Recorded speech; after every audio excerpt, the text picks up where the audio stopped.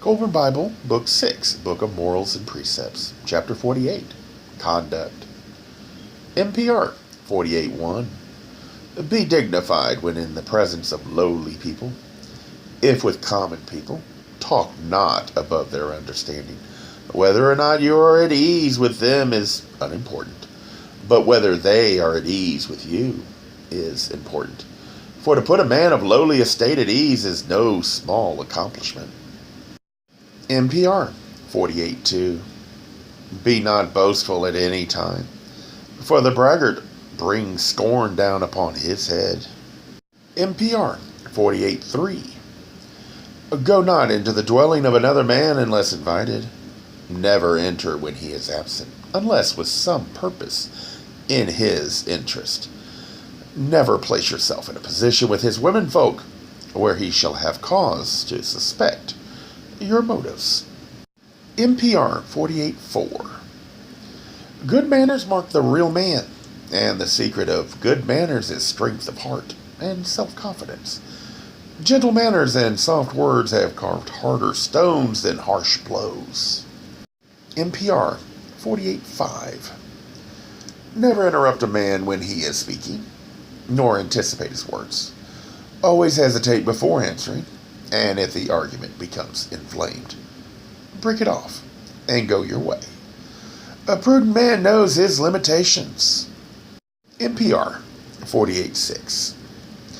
When in the presence of your superior, speak with caution, but freely, and in a steady voice, with a straightforward manner. Stand upright, with hands at side or resting before you. Let your manner be calm and grave. Let nothing provoke you to a hasty reply. NPR 48:7. If a guest, eat moderately, but never eat while another stands hungry. Accept graciously that which is put on your table, but if seated at food which many people hold in distaste, abstain from the food you like. Whatever the food put before you, never disdain it, unless it be against your conscience. NPR 48:8. Sit not while one who is higher in your calling stands. Sit not while one stands who is weaker. Accept no table while your superior lacks one. NPR 48:9. Keep your eyes from the doings of your neighbor in his own abode. It is his own domain, and his actions therein his own affair. What you see is stolen from his privacy. This is bad enough, but to disclose it to another is vile. NPR 48:10. When you meet a friend, greet him wholeheartedly. When you meet an acquaintance, greet him warmly, but with greater reserve. NPR 48:11. Never touch the women folk of another household or speak with them on intimate terms. Treat them as you would wish your own womenfolk to be treated. If to you the respect due your womenfolk is unimportant, remember that better men think otherwise and treat them accordingly. NPR 48:12. Do all things according to the decrees of propriety and decency. Forget not the obligations of manhood, nor neglect the responsibilities you have to your family. Spare a thought for those who rest in the bosom of the mountain.